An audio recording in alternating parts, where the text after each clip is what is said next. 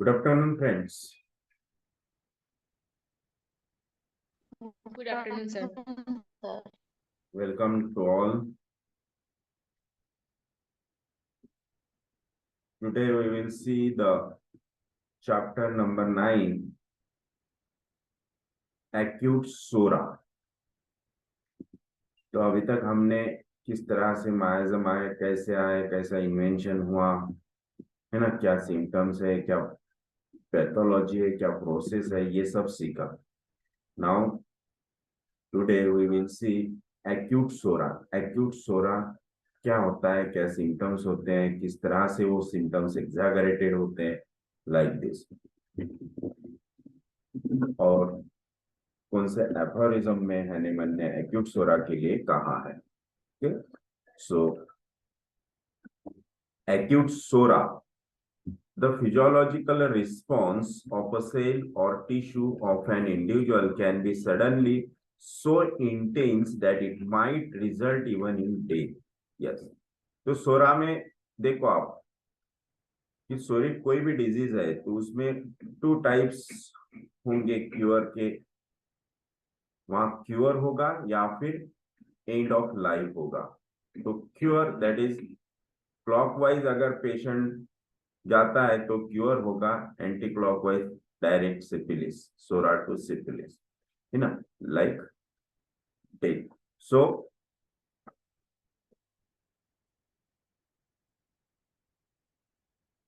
this acute inflammatory response is what Hahnemann called as burst of latent sora, which equate to acute disease. हम बहुत बार देखते हैं कि जब सिम्टम एग्जैगरेट होते हैं, that is the burst of latent psora, है ना. बहुत से डिजीज में सिम्टम्स एग्जैगरेट होते हैं. Acute exaggeration of asthma, acute exaggeration of pancreatitis, acute exaggeration of rheumatoid arthritis. तो कितने सीवियरली सिम्टम्स आते हैं, that is the burst of latent psora, that is the exaggeration. और दूसरे जो डिजीज है जिसमें सिम्टम जब एग्जैगरेट होते हैं तो that may end into death. So इसीलिए सोरिक डिजीज है जो mostly acute, strong and fast progressing disease होते हैं, उन्हें बहुत ही केयरफुली ट्रीट करना होता है. मोस्टली जहां एग्जैगरेशन हुआ है वहां आपको as a acute disease treat नहीं करना है, आपको वहां क्रॉनिक डिजीज समझ के ही ट्रीट करना है. So this acute inflammatory response is what Hahnemann called as burst of latent sora which equate to acute disease. Yes, इसलिए हैनीमैन ने कहा है कि which equates to acute disease. Yes, so it is written in 73, organon aphorism 73. As regard acute diseases, they are either of such a kind as attacks human beings individually, the exciting cause being injurious influences to which they are particularly exposed, excess input or an insufficient supply of it, nutritional imbalances, severe physical impressions, chills, overheating, dissipation, strains, etc.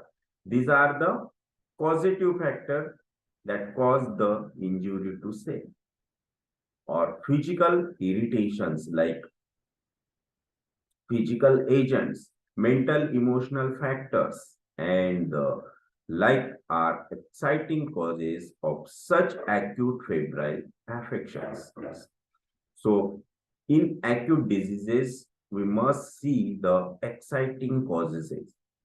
वहां हम fundamental cause नहीं देखेंगे, वहां हमें मायाजम नहीं देखेंगे, वहां हमें एक्साइटिंग कॉजेज देखना है, एलिमेंट्स फ्रॉम सिम्टम्स लेना है. So mental emotions also the one of the cause of cell injury.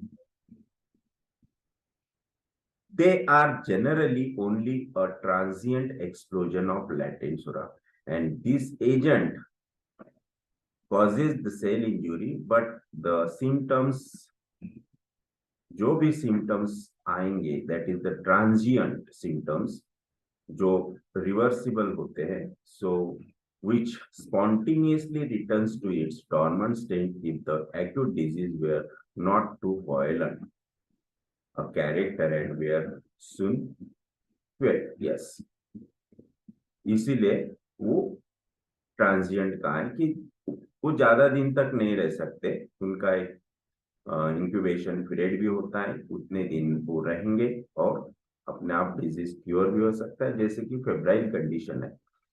तो फेब्राइल में बहुत से पेशेंट्स अपने आप ही ठीक हो जाते हैं, राइट। इसीलिए बहुत से एक्यूट फीवर्स में SL works excellently. Yes. So it is worthwhile comparing the thoughts that ideas about causative factors propagated by Hahnemann about 200 years ago with the causes of the cell injury mentioned in Robin's pathological basis of disease. Which causes the cell injury? So causes of cell injuries are, every disease starts with cell injury. Causes of reversible the cell injury, the cell death range from, तो बहुत से यहाँ पे sir ने cell injury होने के लिए जो भी एजेंट रिस्पॉन्सिबल होते हैं उनके एग्जांपल सर ने यहाँ दिए है। So agents which can impede oxygenation और कॉज इश्केमिया, ऑक्सीजनेशन ब्लॉक होके इश्केमिया होगा, तो ऐसे कौन से एजेंट्स है जिससे इश्केमिया होता है, नेक्रोसिस होता है, like this. Then nutritional imbalances, then physical agents, mechanical trauma, thermal trauma, extremes of temperature and burns, deep cold, sudden change in atmosphere, radiation and electric shocks. These can cause the cell injuries. Then chemical agents like drugs, anything with dearranged electrolyte homeostasis or electrolyte imbalance of the cell, air pollutants, insecticides, pesticides, herbicides, carbon monoxide, asbestos, alcohol, narcotics, drugs, ever increasing variety of therapeutic drugs. Yes. So these can cause the cell injury. Infectious agents like viruses, fungi, parasites, immunological reactions like anaphylactic reactions, foreign proteins reactions, endogenesis, self-antigens are supposed to cause autoimmune diseases.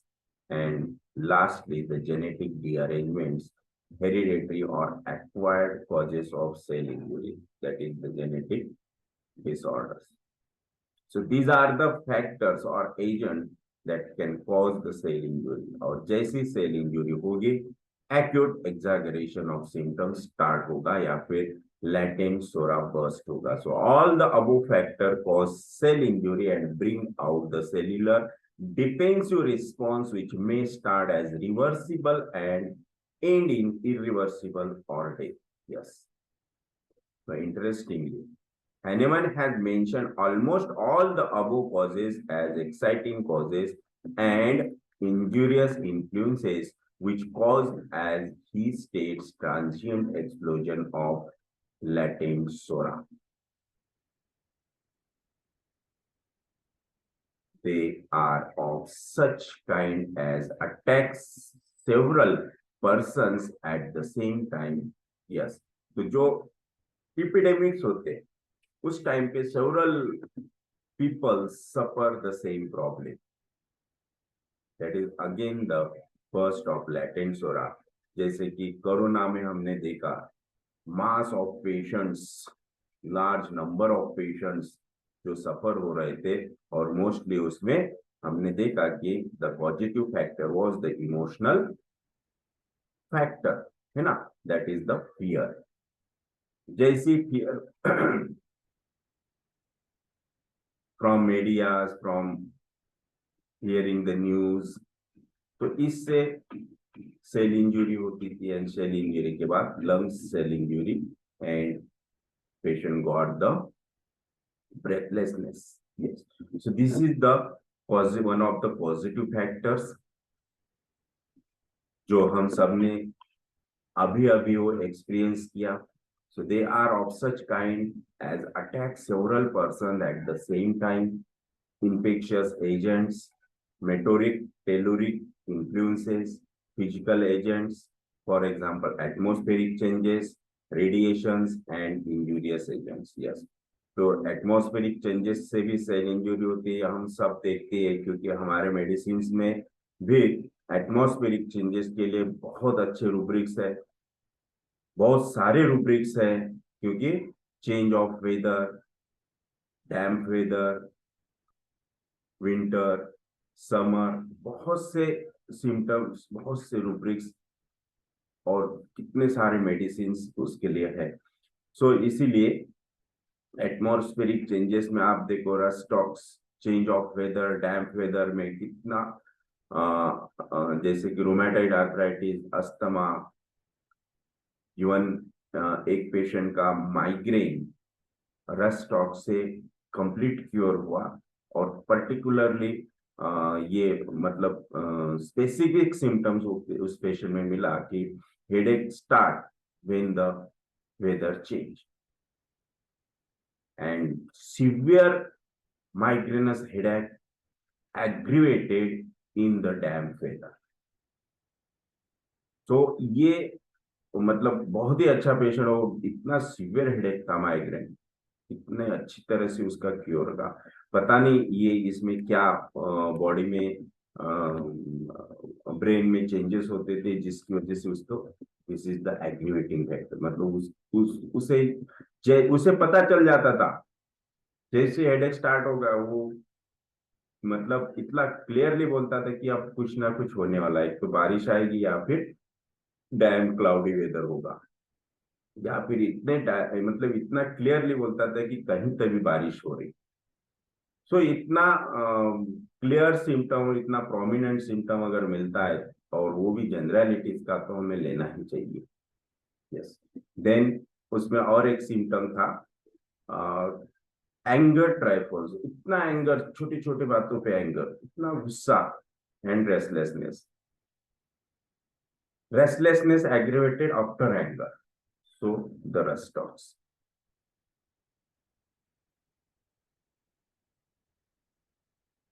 Okay. Now here Hahnemann implies genetic predisposition and immunological relations. So he later on mentioned about epidemics, contagious and infectious diseases. Contagious diseases भी हम देखते हैं like diarrhea, gastro, you know. So which are due to the infections or infectious agents. तो ये जितने भी diseases हैं हम देखते हैं उसमें कि किस तरह से सोरिक सिम्टम एकदम से एग्रेवेट होते हैं, exaggerate होते हैं. That is the burst of latent sora. So Hahnemann 200 years back has mentioned all the probable things which can injure a cell and set about a physiological defense response over and above. He goes one step ahead and has mentioned emotional disturbance too as a cause of cell injury to explode the latent sora. So physiological defense that the modern scientist is still not aware of, or if aware at least does not take into consideration when assessing the positive factor for treatment. Yes. तो acutes में positive factor consider करना must, and in chronic diseases fundamental cause. So that's why the exciting causes become more important for acute diseases. Then acute diseases, as mentioned in aphorism 72 and 73, are due to the burst of latent sora. This could be very well equated to acute inflammations or a complex syndrome, which is associated with the cell injury. Such inflammations, if not resolved, end in either certain death or morphological or structural damage. So in certain conditions, as of pneumonia, gastroenteritis, viral meningitis, the physiological response to the stimulus, a bacteria, virus, or toxin is violent in proportion to the attacking agent. Here, the natural immunity of the patient is virtually helpless and is thrown out of care. Yes. The physiological response of a cell or tissue of an individual can be suddenly so intense that it might result even into death. Same example, corona period याद करो कि वो इतना latent और exaggerated होता था that may become the syphility directly clockwise या फिर anti clockwise directly psora to syphilis और जैसे सिपिलिटिक में जाएगा the end of life. So here, the natural immunity of the patient is virtually helpless and is thrown out of care. The physiological response of a cell or tissue of an individual can be suddenly so intense that it might result in death. Psora to syphilis. Here, इतने fast change होता था, है ना. सुबह का SpO2 record और 2 घंटे बाद का सुबह बहुत अच्छा 95 90 SpO2 था और 12 बजे 1 घंटे बाद, है ना, 9 बजे इतना और 12 बजे 60 पे. So sudden gear change and goes into supillate. So may cause a death. Yes. So these acute inflammatory response is what Hahnemann called as burst of latent sora, which equate to acute diseases. In aphorism 72, he mentions that these diseases which have a tendency to finish their course more or less quickly are the ones which dynamically damage the living organism, each in its peculiar way. For example, genetically governed, cause it to gradually deviate from healthy condition. The vital force immunity only oppose at the commencement and puts up useless resistance in the progress and helplessly suffer until the organism is destroyed, and these are called chronic diseases. Yes. So thus, a disease starts with acute inflammatory process, that is SORA, and progresses to chronic inflammation, psychosis, and further to indurations, psychosis, or to ulceration and destruction, syphilis. तो latent सोरा bast होने के बाद वो मतलब exciting cause fundamental cause में कैसे convert होगा, acute disease chronic disease में कैसे कन्वर्ट होगा, तो इसका बेस्ट एग्जांपल है चिकुनगुनिया. आप देखो, अगर आप लोगों ने चिकुनगुनिया के पेशेंट्स देखे होंगे, जब चिकुनगुनिया एपिडेमिक आया था तो कितना सिम्टम्स एग्जैक्टेड होते थे. Suddenly symptoms start, joint pains, fever, weakness, और वो सिम्टम्स आफ्टर मेडिसिन सबसाइड होते थे. Afterward the symptoms gradually comes, joint pains, weakness. और अभी भी कुछ पेशेंट अभी भी कंप्लेंट करते हैं कि जब से चिकनगुनिया हुआ मेरे जॉइंट पेन्स गए ही नहीं, तब से वीकनेस गया ही नहीं. Like this, that chikungunya now become chronic. Yes. So the inflammation, psoriatic inflammation, acute transient inflammation become chronic inflammation, and induration start, joint becomes stiff, is psychosis. So in aphorism 63 of Organon, he again mentions every agent that acts upon the vitality, every medicine deranges more or less the vital force and causes a certain alteration in the health of the individual. अब देखो यहाँ पे बहुत ही अच्छा लिखा है doctor Hahnemann ने कि every medicine deranges more or less the vital force. Medicine deranges, that means it is the part of proving. Is the part of proving कि हम जब कोई भी medicine on healthy person prove करते हैं तो उसमें टेम्पररी ट्रांजिएंट रीअरेंजमेंट दिखती है, like yes. So less the vital force and causes the certain alteration in the health of the individual sorry, for a longer or a shorter period.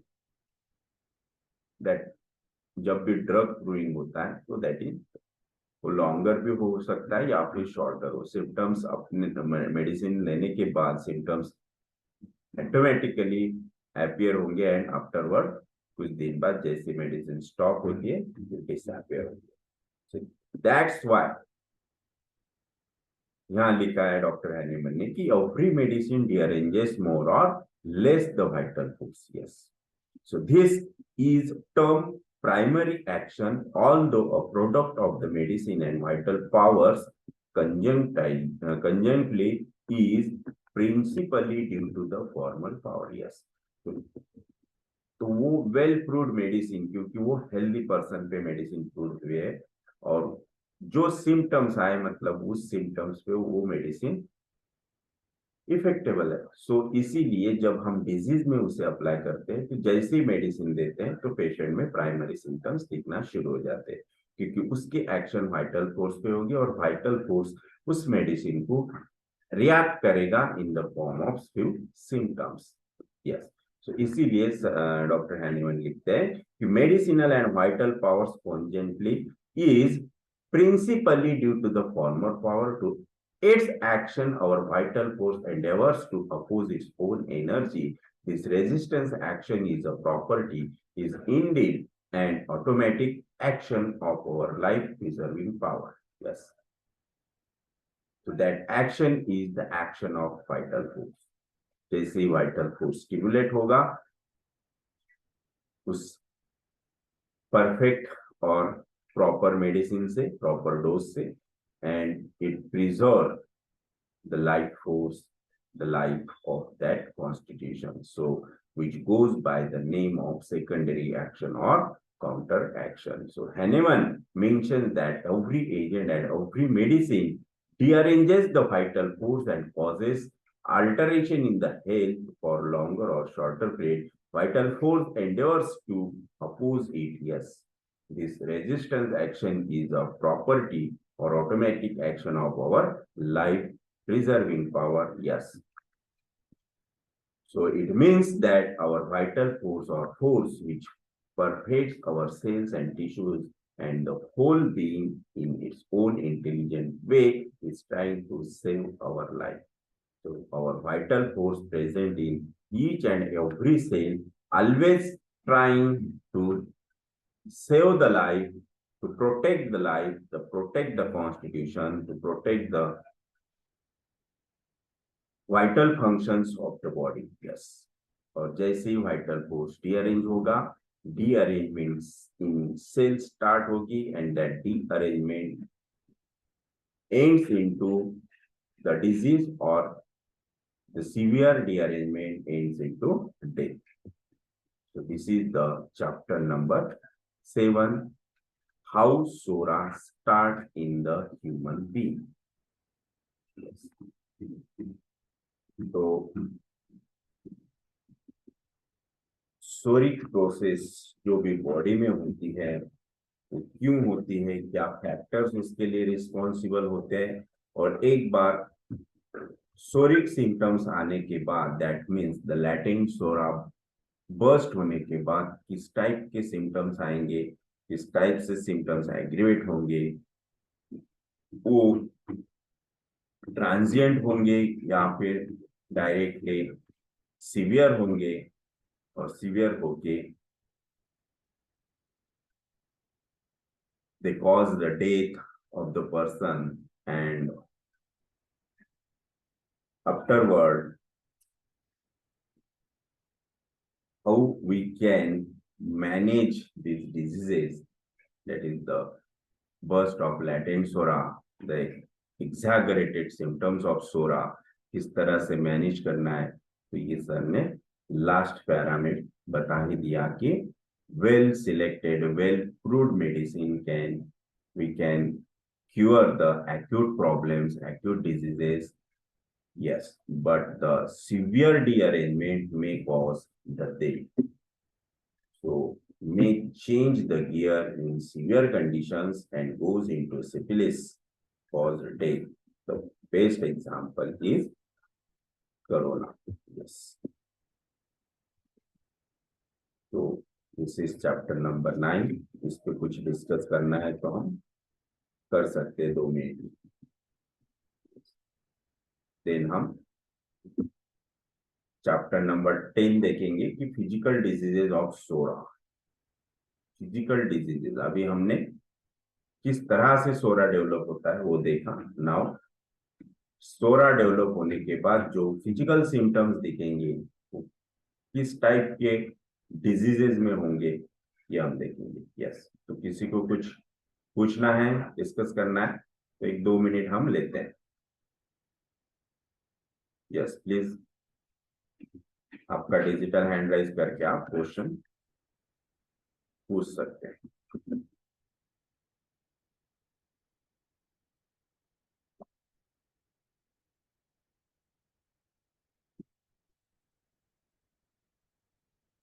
तो rubric तो मैंने बता दिया कि first rubric that is the change of weather, elements from change of weather.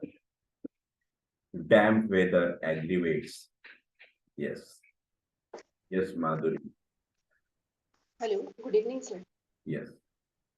Sir जो अभी हमने पढ़ा, जैसे पेशेंट बोलता है कि चिकुनगुनिया हुआ था, उसके बाद से मेरे को तकलीफ ही है, तो ये हम क्रोनिक में लेंगे ना? यहाँ आपका ये हम आवाज क्रोनिक में. हेलो, हाँ. आ रही है आवाज सर? Yes yes. जैसे अभी हमने पढ़ा कि चिकुनगुनिया होता है, तो उसके बाद पेशेंट बोलता है कि जब से मुझे चिकुनगुनिया हुआ उसके बाद से मुझे अभी भी वो तकलीफ होती है, तो ये जो तकलीफ कंडीशन लेंगे ये क्रोनिक पकड़ेंगे ना? यस. तो और वो इसमें वो मायाजम. वो एग्जाम्पल का मतलब ये था कि एक्यूट डिजीज क्रॉनिक डिजीज में कैसे कन्वर्ट होते हैं. acute inflammation, acute exaggeration of sora, how it is converted into psychosis, how it is change the gear, किस तरह से वो गियर चेंज करता है और एक्यूट का क्रॉनिक बन जाता है. एक्यूट से क्रॉनिक बनेगा मतलब गियर चेंज हुआ, सोरा से साइकोसिस आ गया. Okay okay. बट इसमें ऐसे ले सकते हैं कि not well since past event. हाँ ले सकते हैं, लेकिन वो उतना प्रोमिनेंट होना चाहिए. अच्छा, okay okay okay, thank you. Rubric आप अकॉर्डिंग टू सिचुएशन ले सकते हैं, है ना. अच्छा, okay rubric selection according to situation, according to positive factor, according to the miasm आपको लेना है. ओके ओके सर, ठीक, thank you.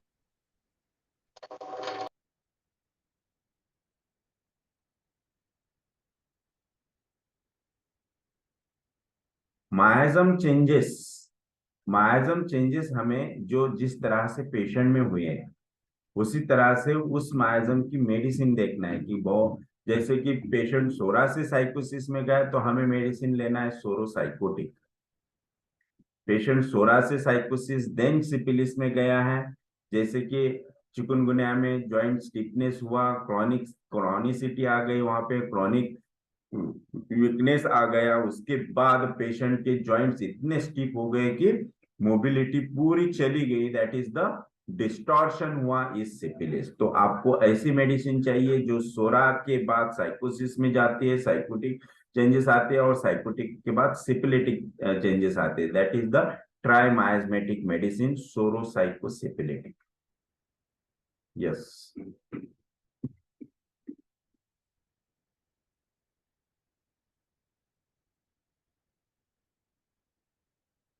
Yes doctor कंसे.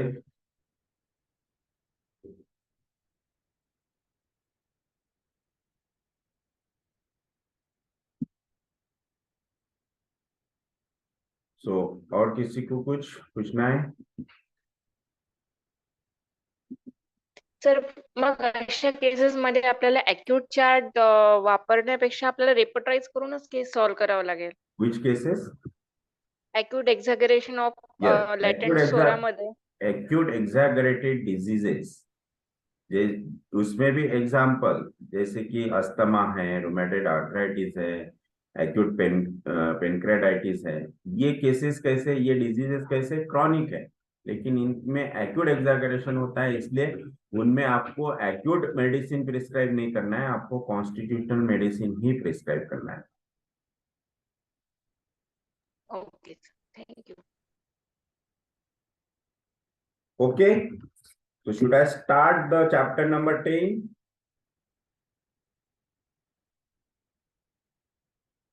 Yes, sir. So physical diseases of SORA. Now we are seeing the physical symptoms, that is the disease, psoric disease in the body. So disease or pathological states of SORA. Psoric diseases are characterized by altered sensitivity, irritability, and acute inflammation. This is the SORA, psoric disease. Yes. तो यहाँ पे क्या compromise हो रहा है? तो sensitivity, irritability and inflammation. So causes inflammation. So skin में क्या क्या होगा? सॉरी, तो acute diseases like inflammations, hypersensitivity and irritability. तो बहुत से डिजीज जैसे कि आप देखो कि स्किन पे अगर इरप्शंस आ गए, they looks like red and the pain is irritability in the skin, stitching pain, burning. This is the psoric symptom. Then itch, dermatitis, boils, rash, miliary rash, oozing eczema, cellulitis, etc. Then respiratory tract. When the respiratory tract becomes sensitive, become irritable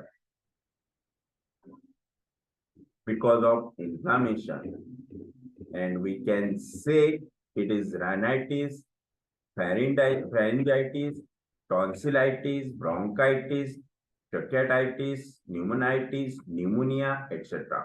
So hypersensitivity of trachea causes asthmatic bronchitis, spasms, allergic manifestations. Then gastrointestinal tract, esophagitis, gastritis, hyperacidity, colitis, hyperperistalsis, hypermotility, diarrhea, acute hepatitis, acute cholangitis, acute pancreatitis, acute proctitis, appendicitis, irritation due to worms, irritable bowel syndromes, etc.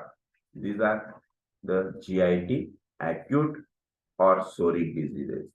Locomotor system में acute arthritis, inflammation of cartilages of joints between vertebra, spondylitis, laryngitis, leading to hoarseness, myositis, tendinitis. These are all psoric diseases.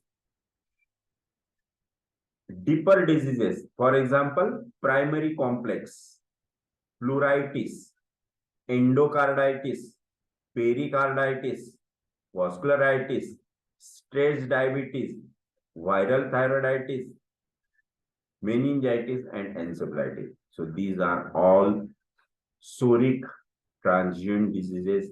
Start with SORA, start with psoric symptom like sensibility, irritability, and inflammation. So symptoms arising out of the infections, inflammations, irritability. For example, acute spasmodic pains of abdomen, sciatica, paroxysmal neuralgic pains, neuralgias, convulsions caused by inflammation or irritations, and not by space occupying lesion. Space occupying lesion, that is SOL, goes into psychosis. So which are psychotic convulsions, nor due to destructive pathology of nervous system, which are syphilitic in origin. Yes. So This is not an exhaustive list of psoriatic pathology. Any disease or symptoms at the origin of which lies hypoxia or ischemia, that is deprivation of respiration, nutrition, evacuation, or neural control of cell and tissues, can be clubbed into this list of diseases. So behavioral changes or emotional changes, acute irritation at the neuroendocrinal level, especially at the juncture of neurotransmitter production, may cause sudden burst of anger, fright, grief, anxieties, which could be transient but repetitive, are purely psoriatic in origin. So behavioral changes और emotional changes भी यहाँ पे sir ने दिए है जो psoriatic है pure, and this may cause due to the neuroendocrinal level, neurotransmitters. तो और ये भी न्यूरोट्रांसमीटर्स ओनली ट्रांजिएंट रहेंगे, टेम्पररी रहेंगे, कुछ देर के लिए ये प्रोडक्शन वैरी करता है, एक तो लेस होगा या फिर इंक्रीज होगा, उसके बाद जो सिम्टम्स आएंगे that is the सोरिक and only transient symptoms. Yes, so all transient phenomena are soric. When a disease shifts from one symptom to another, for example, after suppression of diarrhea or any discharge from respiratory tract, the patient may show signs of transient inflammatory process in cartilages and joints. This incorporates dynamism.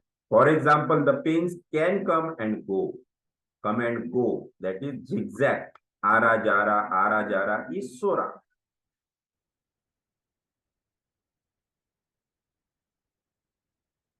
So this incorporates dynamism.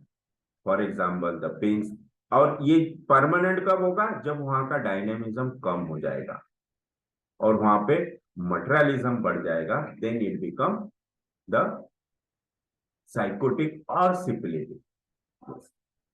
तो जिस disease में, जो भी disease है जिसमें dynamism ज्यादा है, तो समझ लेना सोरा.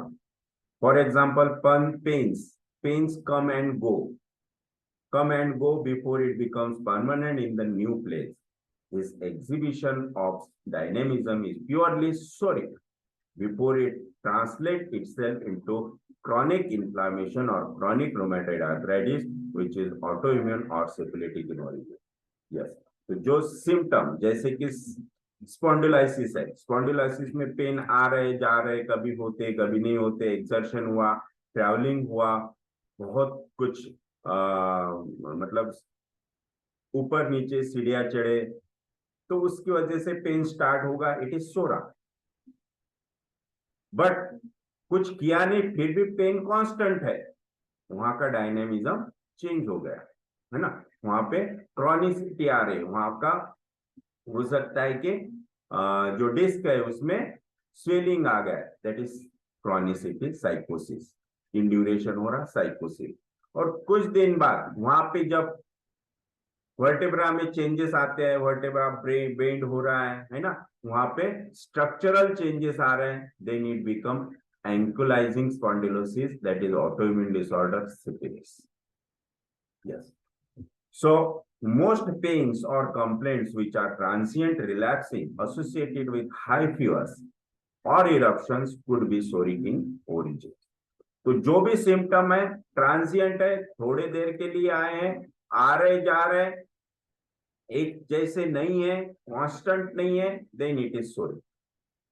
मोस्टली डे टाइम, मोस्टली कुछ एक्सर्शन किया, मतलब उसे एक्साइटिंग कॉज है, पॉजिटिव फैक्टर वहां प्रेजेंट है, then it is psora. So malarial fever, though it is transient relapsing with high fever, is psychosis and not sora. Why the malarial fever is psychosis?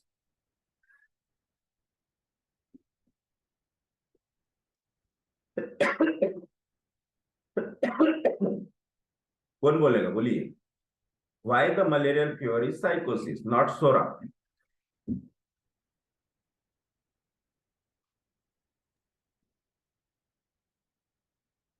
Viral infection. Viral fever. all viral fevers are sora. Virus is sora.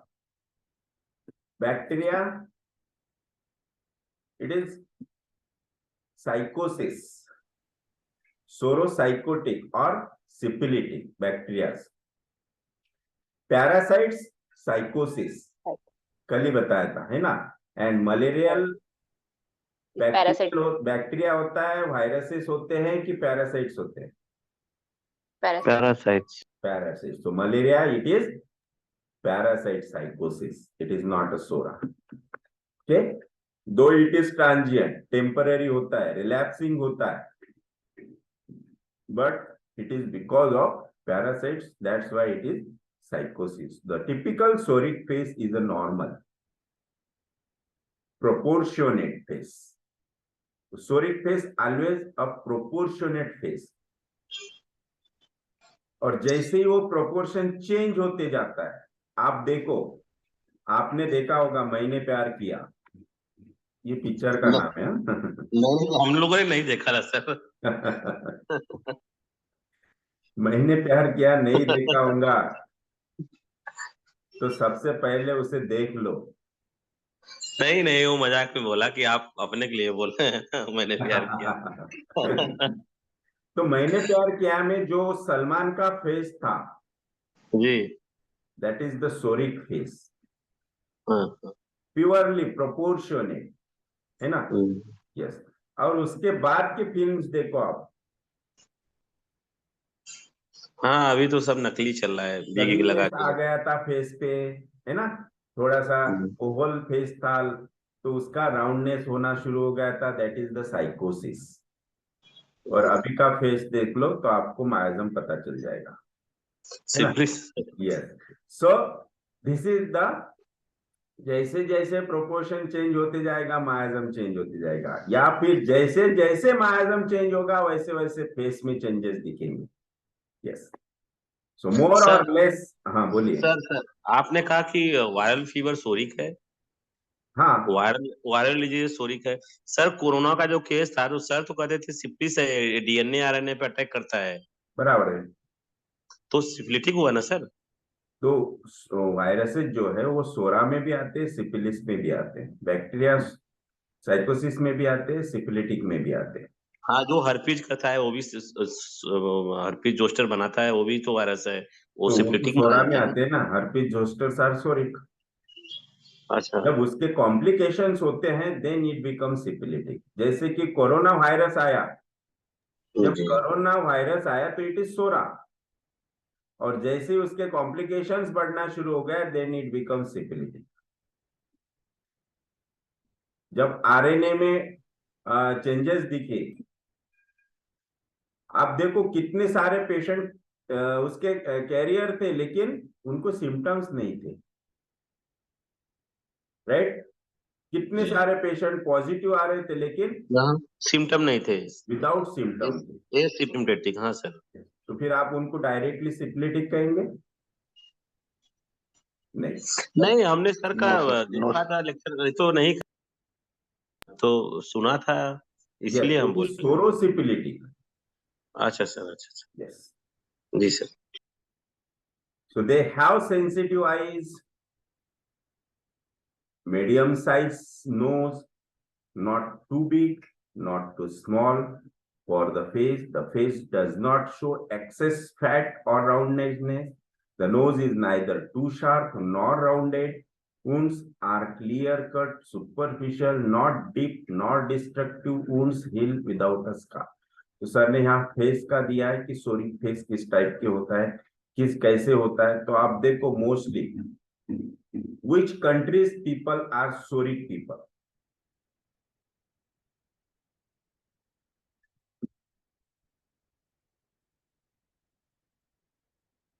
Pure सोरिक people कौन से countries के हैं? है कि नहीं है? Africa के sir. Africa? No. America sir. No. America में देखो कुछ पीपल्स आपको सोरिक मिलेंगे लेकिन most of the peoples are excess sharpness of face,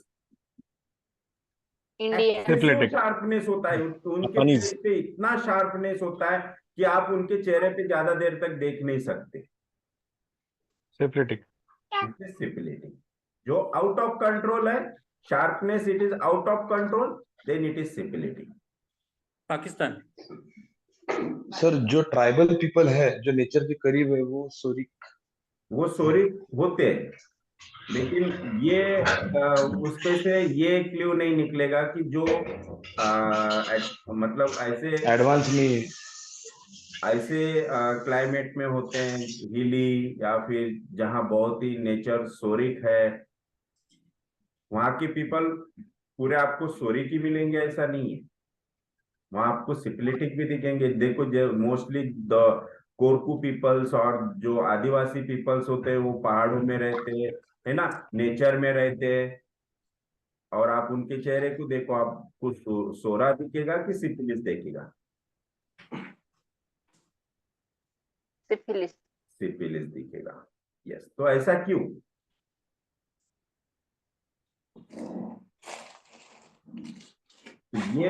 ये मीनिंग नहीं निकाल सकते आप कि जो नेचर में रहते हैं वो सोरी की होंगे करके। तो यहाँ पे हमें देखना है कि जो सोरिक फेस होता है वो प्रोपोर्शनेट होता है ना। वहां पे ना टू लार्ज रहेगा, ना टू बिग रहेगा, ना टू स्मॉल रहेगा, ना टू लेस रहेगा, वो प्रोपोर्शनेट रहेगा कि जितना चाहिए उतना ही। शार्प फीचर्स रहेंगे चेहरे के, not too sharp but sharp only. So this is the psoric face. आपको चाइना में most of the sycotic face दिखेंगे, है ना। जो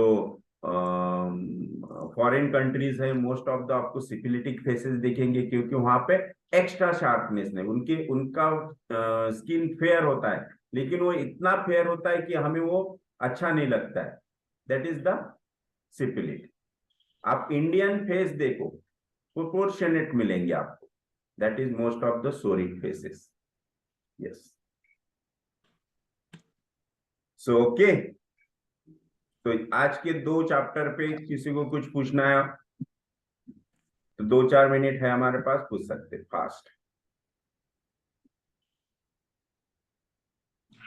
सर अभी फिजिकल डिसीजेस पे it's a kind of latent psora explosion, जैसे कि जितना हम लोग ने अभी तक डिस्कस किया ना, जैसे inflammations and skin, respiratory, GI, ये सब symptoms wise these are the latent psora explosion only seems to be, psoric है ना। हाँ, तो ये सब जब भी कंडीशंस, अभी even patient presents with this kind of problems, तो इसमें सिलेक्शन में एंटीसोरिक रेमेडीज आएगा कि what are the short acting medicine, वो एक थोड़ा बहुत बार कंफ्यूजन रहता है, लाइक अभी if you see the disease or complaint has a miasmatic thing, then selection of the remedy is a acute remedy or miasmatic remedy, वो थोड़ा confusion रहता है। It's not that कि which remedy has come। तो इसमें confuse होने की कोई बात नहीं है। आप उसमें हमेशा 2 फैक्टर्स ध्यान में रखना कि कोई भी सोरिक डिजीज लेके पेशेंट आता है, सोरिक एक्यूट कंडीशन में पेशेंट आता है, तो सबसे पहले हमें ये देखना है कि वो डिजीज कौन सा है। वो डिजीज प्योर एक्यूट डिजीज है, सोरिक डिजीज है, कि जैसे कि एक्यूट एग्जैगरेटेड डिजीज है। अगर वो एक्यूट एग्जैगरेटेड डिजीज होगा तो आपको पूरी केस लेके उसको जीसीएस देना है, और वो ओनली प्योर एक्यूट डिजीज है, ट्रांजिएंट डिजीज है, उसका जो पीरियड है 2-4 दिन का ही है, then you can select the acute remedy from the chart of acute flow chart. Yes, तो ये क्लियर है। आपको पहले पैथोलॉजी समझना पड़ेगा कि डिजीज किस टाइप का है। कोई क्रॉनिक डिजीज का एग्जैगरेशन हुआ है वहां पे, तो फिर आपको जीसीएस ही देना पड़ेगा। तो जैसे कि अभी एक नहीं, like I got one case who is a like 4 years girl है, she has adenoids with a stridor, stridor भी होता था उसको, adenoids है, but that is she is under treatment since last 3 to 4 months। Surgical तो उनको बोला है, बट सम अदर डॉक्टर मतलब होम्योपैथी से और कुछ वहां पे उसका मेडिसिन चालू था already, but in spite of that she got again respiratory infection अभी कल वापस, तो she develop the fever, throat pen and acute symptom. तो इसमें अभी एक्यूट स्टेज का रेमेडी देना है कि we have to again take a case and give? No, यहाँ पे आपको एक्यूट रेमेडी नहीं देना है। Adenoids it is a chronic disease, so आपको जो भी अभी एग्जागरेशन पेशेंट लेके आया उसे नहीं देखना है, आपको वहां पे क्रॉनिक रेमेडी ही मतलब जीसीएस ही देना है। बट सर फीवर अगर हाई रहा उसको हाँ एडिनोइड के साथ, तो वो पहले कम करना पड़ेगा ना, हाँ, तो उसके बाद फीवर इस। कम करना बोले तो कोई बड़ी बात नहीं है।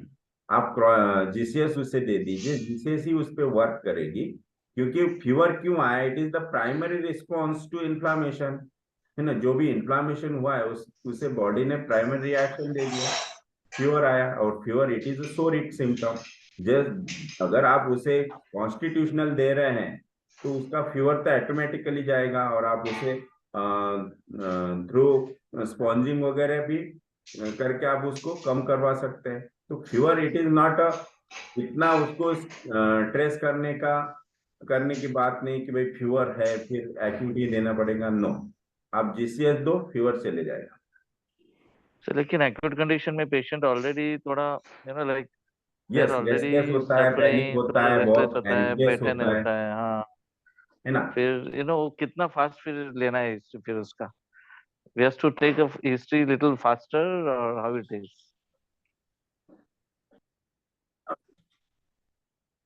अब सपोज आपकी केस है एडिनोइड्स, उसमें पेशेंट को फीवर है, पेशेंट रेस्टलेस है, एंग्जियस है, सब बातें हैं। लेकिन हमें पैथोलॉजी मालूम है कि एडिनोइड्स इतनी सीवियर कंडीशन नहीं होती कि जिसमें पेशेंट एकदम सडनली कुछ हो जाएगा उसको, कुछ कोलैप्स हो जाएगा या फिर ऐसा कुछ होगा, तो ऐसी तो कंडीशन आएगी नहीं, है ना। तो you can take easily, you can take the case if we explain the patient the severity and the progress of disease, then patient ready हो जाएगा कि नहीं, हम हिस्ट्री देते हैं, आप मेडिसिन दे दीजिए। इन शॉर्ट हम लोग को मतलब खुद को पेशेंस रखना चाहिए थोड़ा टू टेक द हम लोग सोचते हैं कि अभी ये बैठा नहीं जा रहा है, इसको फीवर इतना है, खांस रहा है patient, he is not in a talk sense to talk also, तो इसमें इतना कॉन्स्टिट्यूशन लेके और परेशान होता है पेशेंट। तो सम पेशेंट्स गेट्स इरिटेबल, क्या पूछ रहा है मेरे को, इतना सा प्रॉब्लम है, तो that certain patient it comes, not all patients, but ऐसा होता है कभी। सो हम लोग को भी थोड़ा हैबिट लगा है कि नहीं चलो भाई आया है patient, so that we have to break, and that is the reason I am just getting connected to this sessions, to understand how we should go through this, because we also know कि whatever doing is not right at all, and we have to reach to this kind of way of practicing, क्योंकि अभी मैं we listen to all of our colleagues also here, कोई कुछ सब ऐसे खाली मतलब तीर छोड़ते इधर उधर, but there is no base. We should understand and clear what is happening, what happened, layer wise disease निकलने को आ रहा है कि अपन को किधर जा रहा है पेशेंट, हम क्या दे रहे हैं, व्हाट इज हैपनिंग, लाइक ये सब things matters if you are giving the results. और हम लोग भी बोलते हैं बहुत बार होम्योपैथी एलोपैथी ऐसा सिर्फ बोलने के लिए है, but at our level what we are giving to our own practice and patients is also very vital, I think so. Yes, right, very right. कैसा है कि हमें एक्चुअली समझना चाहिए कि क्या प्रोसेस, क्या है डिजीज की, क्या पैथोलॉजी है, क्या इसमें कुछ होता है क्या एक्चुअली। पेशेंट तो किस तरह से भी बोलेगा, कोई पेशेंट तो मतलब आपके सामने ऐसा फेक ये करेंगे कि मुझे बहुत ही पेन हो रहा है, ये हो रहा है, दिखाएंगे। अब देखो परसों की बात है, एक पेशेंट था, मतलब वो रात को 6-7 बजे जब हमारा क्लोजिंग टाइम था तब वो पेशेंट आया, और मतलब रिलेटिव्स आए और उन्होंने अपॉइंटमेंट ले लिया। बोले अभी हम पेशेंट ला रहे हैं, तो टाइम हो चुका था, इसलिए हमने बोला कि अभी तो नहीं होगा, कल मॉर्निंग में आपका नंबर लगेगा। तो उन्होंने इतना एग्जैगरेट किया कि नहीं पेशेंट बहुत सीरियस है, पेशेंट को मतलब हेड इंजरी हुई थी, अभी पैरालिसिस हुआ है, पूरी होल बॉडी पैरालाइज है, पेशेंट को कभी भी मोशन पास हो जाती है, यूरिन नहीं होती है, पेशेंट बैठ नहीं सकता पैरालाइज होने की वजह से। तो हमें फटाफट करना है, फटाफट डॉक्टर साहब को बोलो कि फटाफट करके ये दे दो। फिर उनको बोला कि ठीक है आप मॉर्निंग में पेशेंट लेके आए, आपको टाइम नहीं लगेगा, हिस्ट्री होते बराबर पेशेंट सर के सामने आ जाएगा। लेकिन वो हिस्ट्री के लिए बैठ ही नहीं सकेगा। तो मतलब वो इतना एग्जैगरेट करके बोल रहे थे कि भाई ऐसा लग रहा था कि डॉक्टर ने अभी खड़े खड़े पेशेंट को देख के मेडिसिन दे के हमारे को जाने देना चाहिए। तो जब दूसरे दिन पेशेंट आया मॉर्निंग में, और लिटरली मतलब अननोइंगली मुझे एक्चुअली उस दिन टाइम हो गया, 10 बजे आने वाला मैं 12 बजे आ गया। तो 2 घंटे इन्होंने हिस्ट्री लिए, 1 घंटा पेशेंट आराम से बैठा। तो कुछ कुछ पेशेंट आते ही ऐसे हैं कि वो इतना एग्जैगरेट करके बोलेंगे हर बात को। फिर अपन ने समझना चाहिए कि पेशेंट का मतलब वो पेशेंट का एक्सीडेंट होके नियर अबाउट 3-4 महीने हो गए, और 3-4 महीने से पेशेंट घर पे बेड पे पड़े हुआ है, और यहाँ आके एक दिन में उसको इतनी इमरजेंसी आ गई है ना। तो पेशेंट को देखा, पेशेंट की हिस्ट्री हुई, पेशेंट मेरे सामने आया, मेरे सामने भी आधा घंटा रिलैक्स मस्त बैठा पेशेंट, नो प्रॉब्लम, ना स्टूल पास हुई ना कुछ हुआ। तो इस तरह से है। तो कुछ बातें हमें भी अंडरस्टैंड करनी चाहिए, हमें भी समझनी चाहिए कि एक्चुअल में क्या सिचुएशन है। पेशेंट की बातों पे मत जाओ, उसकी रियलिटी समझो कि एक्चुअल में क्या है। अगर नहीं समझ में आ रहा है तो आप क्रॉस करो उसके साथ जो भी है उससे, तो पिक्चर क्लियर हो जाएगा। अब देखो बहुत से केसेस ऐसे हो जाते हैं, ये तो समझ लो आया, लेकिन हम जब मेडिसिन देते हैं एक्यूट्स में या फिर कोई भी क्रॉनिक केस में फर्स्ट टाइम जब हम प्रिस्क्राइब करते हैं, तो उस मेडिसिन देने के बाद पेशेंट को प्राइमरी रिएक्शन आना ही आना है। अगर आपका जो भी मेडिसिन आपने सिलेक्ट किया है वो परफेक्ट है तो प्योर अगर वो कॉन्स्टिट्यूशनल है तो उससे प्राइमरी रिएक्शन तो आएगी। तो प्राइमरी रिएक्शन जब आती है ना पेशेंट का, तो हर पेशेंट का फोन आता ही है कि पेशेंट को फीवर आ गया, आप क्या करें। अब 4 दिन पहले की एक केस अस्थमा की, चाइल्ड अस्थमा की केस थी। उन्होंने बोला कि पेशेंट को फीवर आया कि हमें एडमिट ही करना पड़ता है।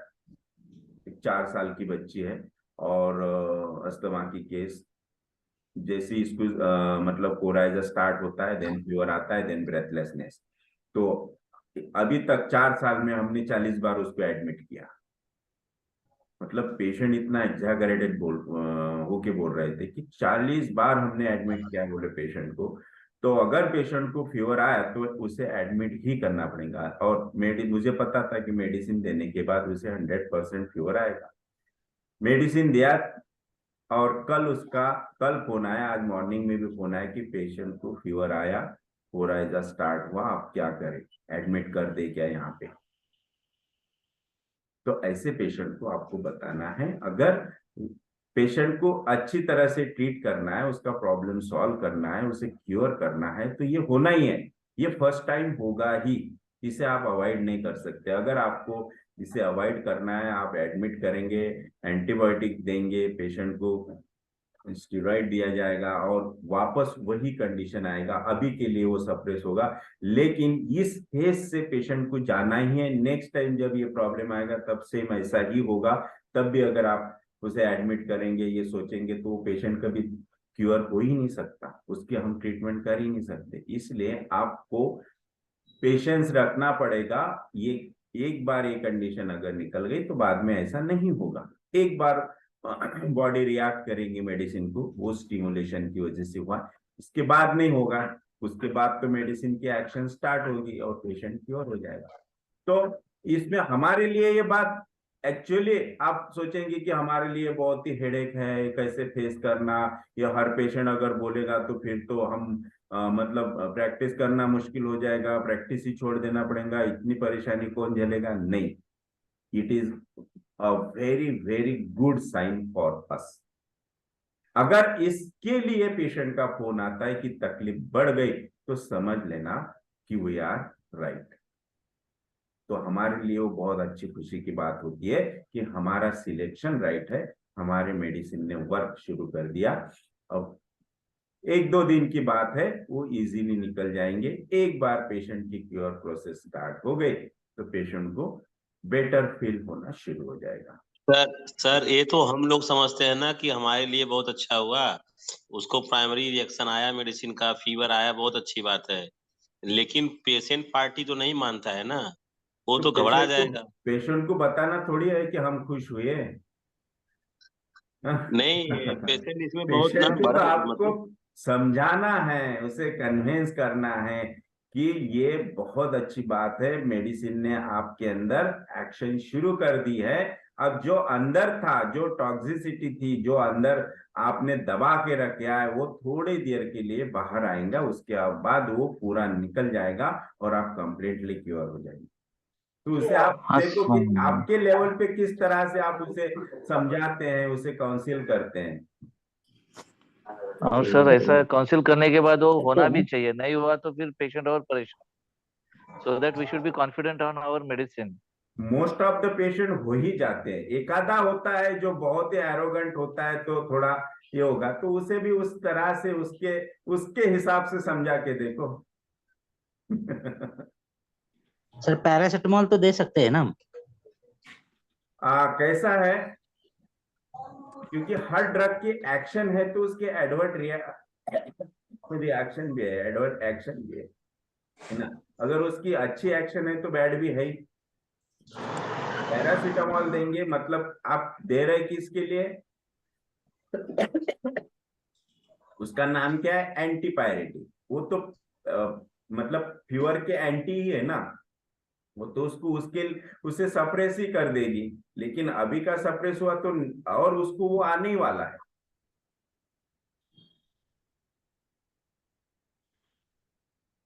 क्रोसिन से भी बेटर है कि आप उसे निकालो फीवर को, तो आप उसे कोल्ड स्पॉन्जिंग बोलो।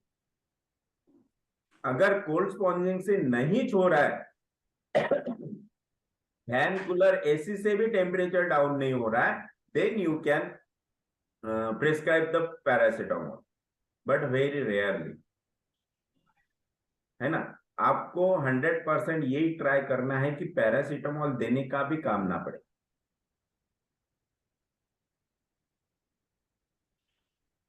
एक रूब्रिक पूछना है, यस। क्योंकि आपको समय नहीं है, आपने 2-4 मिनट बोला था, 5:09 हो रहा है, आप लेट हो रहे हैं। जी जी। तो आपका कहना है मैं फिनिश कर दूं? नहीं नहीं नहीं, मैं तो बहुत देर से सोच रहा हूँ, है ना। आपने याद दिलाई, उसके लिए बहुत बहुत शुक्रिया। आपने कहा था 2-4 मिनट समय है, जल्दी जल्दी पूछ लो, तो और आपके बढ़ते लिए जाते तो रहो। समय निकाल रहे हैं सर, हम लोग के लिए। देखो, अगर हाँ हाँ। आपके आपके क्वेरीज है, आपके क्वेश्चंस है, तो मुझे समय ही समय है। अगर आपके पास अरे कुछ नहीं है तो फिर मेरा समय हो गया। नहीं नहीं, सर एक पेशेंट मैंने देखा, उसको चेहरे में, लड़की है, 23 साल उम्र है, और एकदम जैसे लड़कों जैसा हेयर आ जाता है फेस में, उस तरह का फेस में आया। तो मैंने उसका पूछा जो है, तो उसने बताया कि मैं 2 बहन हूँ और भाई नहीं है, और दीदी तो उतना मार्केटिंग नहीं करती, मेरा घर में मन नहीं लगता है, मैं ज्यादा मार्केटिंग का काम करती हूँ, सिटी में आना जाना है, घर में बाहर का कोई काम है, मार्केटिंग है। तो मेरे मम्मी पापा तो नहीं बोलते हैं, लेकिन मम्मी से गांव की अगल बगल की लोग बोलते हैं, औरत लोग, कि अरे तुम्हारी बेटी तो मार्केट जाती है, बाहर निकलती है, बहुत घूमती है। तो लेकिन मेरी माँ फिर मेरे को बताती है कि लोग बोलते हैं तुमको कि तुम बाहर घूमती हो, बाहर जाती हो। तो मैंने पूछा मम्मी बोलती है क्या, मैंने मम्मी नहीं बोलती, लेकिन और लोग बताते हैं। तो मुझे लगता है कि अरे लड़की हूँ इसीलिए सब बोल रहे हैं, लड़की नहीं रहती तो लोग बोलता नहीं है, लड़का रहती तो कोई कहता नहीं, लड़की हूं तो इसलिए मेरे को बोल रहा है कि लड़की होके बाहर जा रही, लड़का होता तो नहीं बोलती। तो यहाँ क्या लेंगे सर, रूब्रिक क्या लेंगे इसको, ये क्या सब सेक्स? सबने ये सुना अभी डॉक्टर का, तो बताओ क्या क्या रूब्रिक्स आते हैं, आज पब्लिक से लेंगे। Identity confusion sir, identity identity confusion बहुत बड़ा रूब्रिक है, बहुत बड़ा मतलब बहुत अच्छी जगह पे उसको यूज करना। Yes. मैनेज हैबिट्स, क्या मैनेज हैबिट्स। मैनिश हैबिट? नहीं नहीं, उसका कंसर्न क्या है कि लोग बोलते हैं। Sensitive to opinion of others. Yes, sensitive to opinion of others, very nice. और social position concern, right? Yes, sir. Yes. Delusion, people are talking, right, Yes, sir. about herself. Suspicious or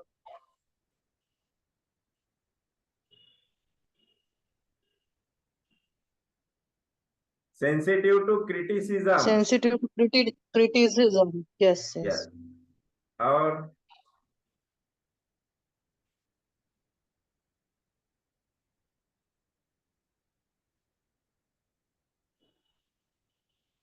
और है कोई? Sir suspicious कैसे आएंगे sir? उसे लगता है कि कोई बोल रहा है, कोई मेरे बारे में बात कर रहा है।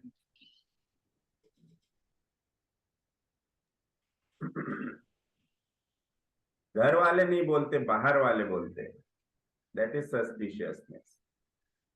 ओके। तो ऐसा नहीं कि सस्पिशियस ही आएगा, इतने सारे पॉसिबल रूब्रिक्स वहां आते हैं, है ना? तो उसमें से परफेक्ट हमें सिलेक्ट करना है कि, और परफेक्ट सिलेक्ट करने के लिए उससे और आपको बातें करनी पड़ेंगी, तो एग्जैक्ट उसकी डिस्पोजिशन उसमें आ जाएगी। और यदि वो हमने ऐसा और बोलती है काश मैं लड़का होती, तो उसके लिए कुछ हाँ आएगा इसमें? जी जी जी, मैं लड़का होती तो लोग मेरे को नहीं बोलते, इसीलिए लड़की से लड़का बन रही ना, बियर्ड आ रहे हैं उसको। हाँ, ऐसा अगर है तो फिर वहां पे वो आ जाएगा, क्या Identity complex, confusion. That is confusion about identity. तो वो कंफ्यूजन? कंफ्यूजन अबाउट आइडेंटिटी आएगा।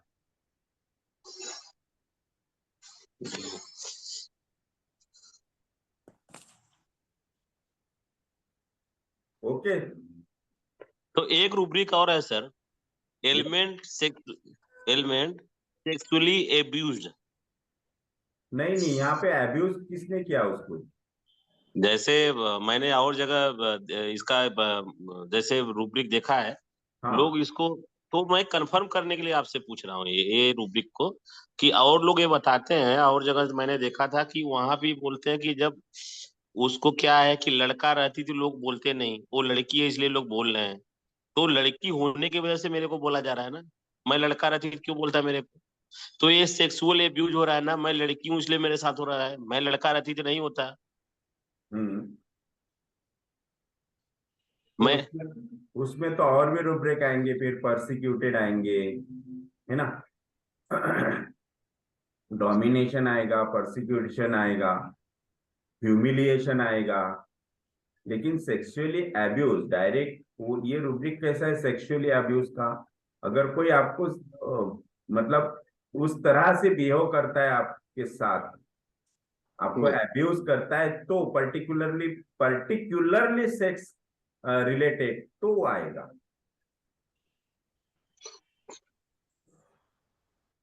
सर आप तो मुंबई में ही है ना, महाराष्ट्र के ही हैं, एमएल सेंगल का भी चलता है मेथड। Hello, yes yes.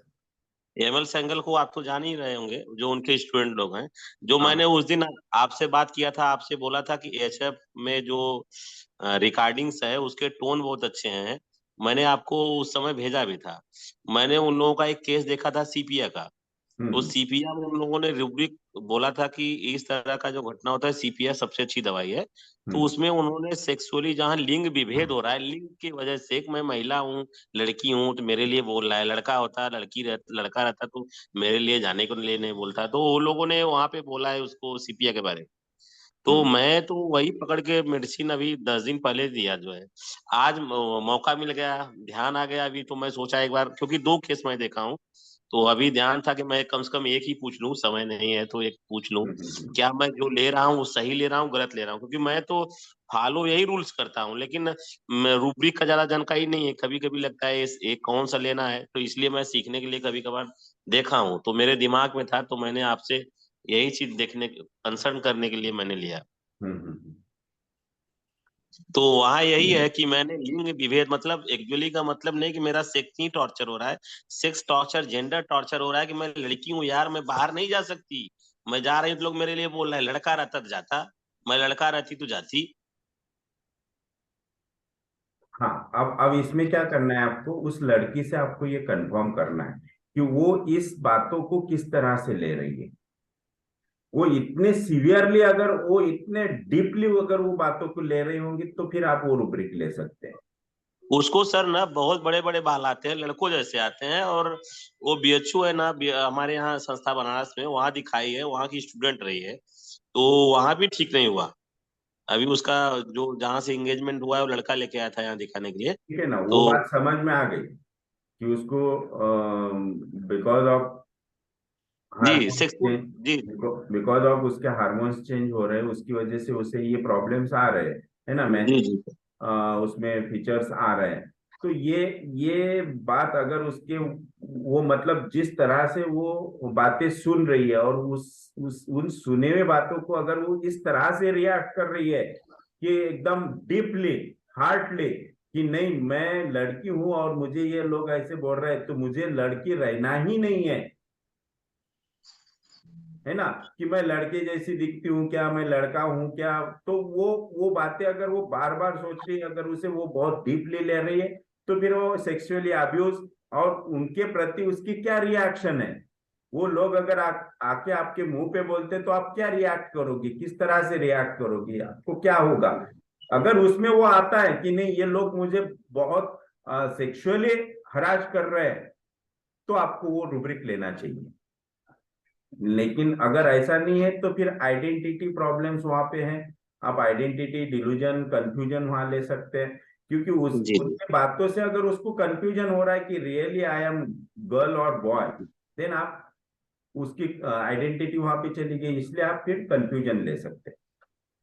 और अगर वो इस तरह से सोचती है कि लोग मुझे सेक्सुअली हरास कर रहे क्योंकि मैं ओनली एक लड़की हूं, तो फिर आप सेक्सुअली अब्यूज ले सकते हैं। वो एक्चुअली सर इतनी मतलब कड़क है, स्ट्रांग है, झगड़ा करने वाली है, क्वारल डिस्पोजिशन है, तो उसके सामने कोई बोलता नहीं है। वो मतलब उसकी माँ से ही डर की वजह से बोलते हैं, और लड़की से कोई कहने नहीं जाता है। लोग वो सोचते हैं कि मैं इसको एक कहूंगा तो चार बोलेगी, तो उसके सामने नहीं जाते हैं, उसी को बोलते हैं। क्योंकि कैसा है, ये रुब्रिक सिलेक्शन का अंडरस्टैंडिंग एक्चुअली उसी को ही आता है। जैसे कि आपने जो केस लिया, आपने जो जी सर। केस देखा है, आपने पूरी हिस्ट्री सुनी है, तो फिर आप उस रुब्रिक का मीनिंग एग्जैक्टली वहां पे फिट कर सकते हैं, या फिर एग्जैक्टली अगर आपको मीनिंग मालूम है तो आप वो रुब्रिक वहां पे फिट कर सकते हैं, उस केस में वो रुब्रिक ले सकते हैं। लेकिन वो वही पर्सन कर सकता है जिसने वो पूरी हिस्ट्री सुनी है, वो पेशेंट को नजदीक से देखा है।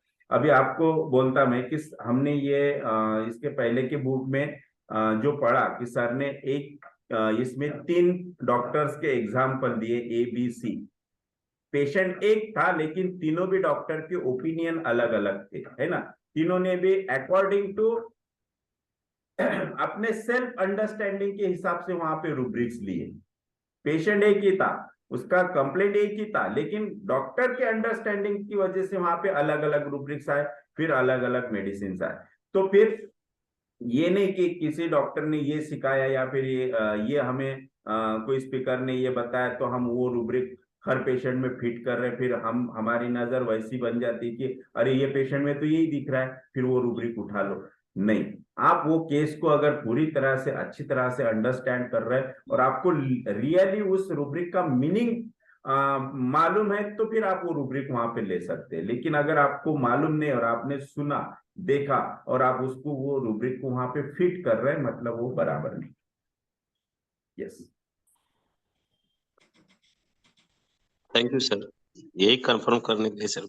हाँ, तो आपको और उस पेशेंट से और डिटेल में आपको बात करनी पड़ेगी, उसके और सिम्टम्स आपको निकालने पड़ेंगे और ये कंफर्म करना पड़ेगा कि रियली उसकी रिएक्शन क्या है। वो इस तरह से सोचती है कि वो सेक्सुअली अब्यूज हो रही है उनसे, कि वो एक लड़की है करके वो लोग ऐसा बोल रहे हैं, तो वो सेक्सुअली अब्यूज हो गया। हाँ हाँ, वो लड़की है इसीलिए वो बोल रही थी, मेरे को बताई कि हाँ मैं लड़की हूँ इसलिए मेरे को बोल रहे, लड़का होती तो मेरे को बोलते नहीं। हाँ, फिर आप वहां पे ले सकते हैं। अगर वो खुद को उस तरह से सोच रहे हैं कि मैं अब्यूज हो रही है इन लोगों से, तो फिर आप ले सकते हैं, क्योंकि हर हर रूब्रिक डिपेंड करता है पेशेंट की रिएक्शन एंड डिस्पोजिशन पे। वो किस तरह से रिएक्ट कर रही है उन सब बातों को, राइट। अब वहां पे मैंने ये भी रूब्रिक बोला कि सेंसिटिव टू क्रिटिसिज्म। अब वो sensitive to criticism psoric rubric है, बहुत बेसिक रूब्रिक है। तो ये ओनली सोरिक केसेस में हम ले सकते हैं कि सेंसिटिव टू क्रिटिसिज्म, क्योंकि वो बातें उसे सुनाई आ रहा है और उसे अच्छा नहीं लग रहा, ये हो गया सेंसिटिव टू क्रिटिसिज्म। लेकिन वो बातें सुन रही है और उस पर अगर वो कुछ रिएक्ट कर रही है, देन वो सेंसिटिव टू क्रिटिसिज्म नहीं होगा। वो अकॉर्डिंग टू रिएक्शन वो रूब्रिक चेंज हो जाएगा। अच्छा सर। सर जैसे बताइए ना कैसे according to reaction rubric change होगा, यानी कैसा? अब वही सेंसिटिविटी है और रिएक्शन, ये बताइए कैसा लेना है हमें। अगर वो ओनली उसे उस बातों से बुरा लग रहा है, उसे इरिटेशन हो रहा है, ये मैं क्या सुन रही, मुझे ये नहीं सुनना है, तो वो सेंसिटिव टू क्रिटिसिज्म होगा। लेकिन अगर वो उस पर रिएक्ट कर रही है कि वो बातें सुनने के बाद उसे बहुत गुस्सा आ रहा है ना, उसे ऐसा लग रहा है कि मेरे साथ ही ऐसा क्यों हो रहा है, तो फिर वो वहाँ पे सेंसिटिविटी चली गई, वहां पे अनफॉर्चुनेट फील आ गया या फिर एंगर वायलेंट आ गया। फिर आप पूछ सकते कि गुस्सा आने के बाद आप क्या करते हैं, अगर वो गुस्सा निकलती है तो और रूब्रिक चेंज हो जाएगा, वहां पे उसकी डिस्पोजिशन और चेंज हो जाएगी। अगर वो वायलेंट हो रही तो और चेंज हो जाएगी। तो इस तरह से रूब्रिक चेंज हो रहे हैं वहां पे। सेंसिटिविटी तो कब की निकल गई, क्योंकि उसके आगे का उसमें आ गया ना। इस तरह से according to disposition, according to reaction rubric change होते जाएंगे। जो बेसिक है वो only sensitivity, that is sorry.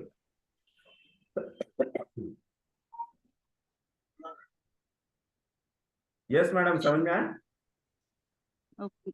या हाँ हाँ sir, okay, thank you. So 5:30 बज गए।